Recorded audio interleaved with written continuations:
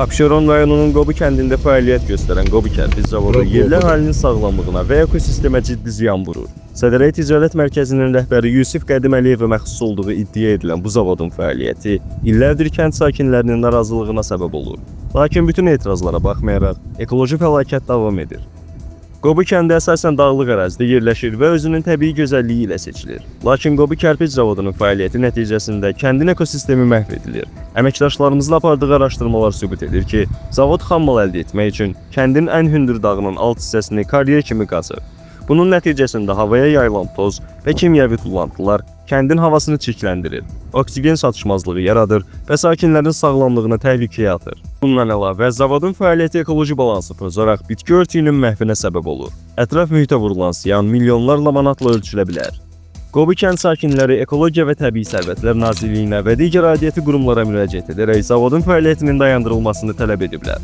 Əvvəllər aparılan yoxlamalar nəticəsində müəssisənin fəaliyyətinə rəsmi qadağa qoyulsa da, zavod yenidən işə başlayıb. 3 mart 2025-ci il tarixində əməkdaşlarımızın apardığı araşdırmalar zavodun hazırda tam gücü ilə işlədiyini ortaya çıxarıb. Əraziyə baş çəkdiyimiz zaman açıq şəkildə gördük ki, kəndin dağları karyer kimi istifadə olunur. Toz buludları havaya yayılır və ətraf mühitə böyük ziyan vurulur. Nəfəs almaqda çətinlik yaranır, ətraf torpaq və bitki örtüyü isə görünməz dərəcədə tozla örtülmüş vəziyyətdədir. Qobu sakinləri sual edir. Yusif Qədim Əliyevin sərvəti insanların sağlamlığından və ekologiyadan daha önəmlidirmi? Dövlət qurumları niyə bu fəlakətə göz yumur? Bir dəfə qadağan edilən zavod niyə yenidən fəaliyyət göstərir? Dövlət kapitalının əsasını insan resursları təşkil edir. Bəs niyə buna önəm verilmir? İqtisadiyyatın fundamental prinsiplərinə görə dövlətin əsas kapitalı və ən qiymətli sərvəti insan resurslarıdır. Sağlam və təhlükəsiz mühitdə yaşayan vətəndaşlar daha yüksək məhsuldarlığa malik olur, dövlət büdcəsinə daha çox töhfə verir və uzun müddətli sosial-iqtisadi sabitliyin təminatçısıdır.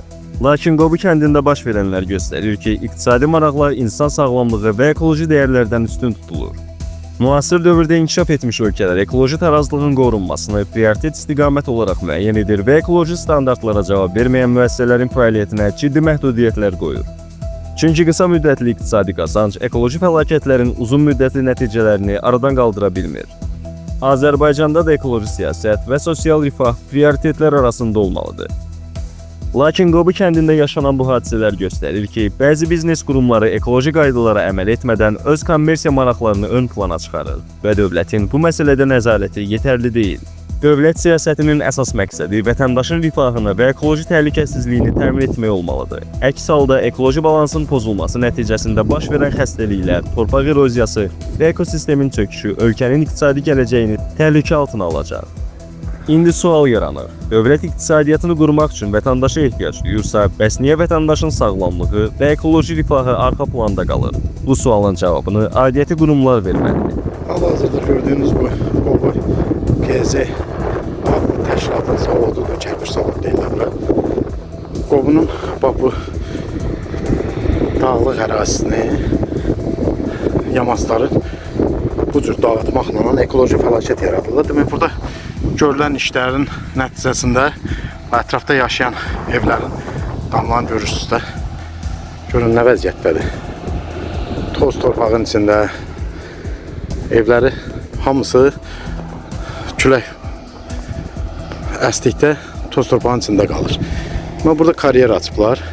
Kərpic zavoddur. Kərpic düzəldilər, kubik düzəldirlər. Gördüyünüz kimi işdə öz sürətində davam edir. Ekologiya və Təbii Sərvətlər Nazirliyi bu müəssisəni dayandırmışdı.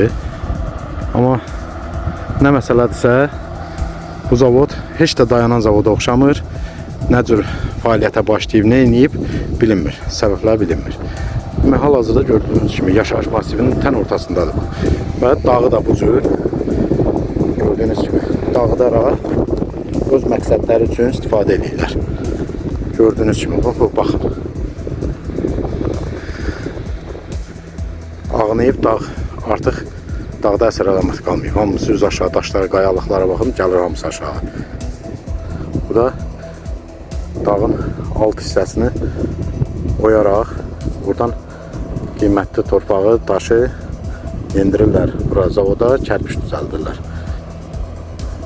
Bunun hansı ekoloji fəlakətlər yaradacağını isə Yəqin ki, mütəxəssislər özləri rəy verəcəklər.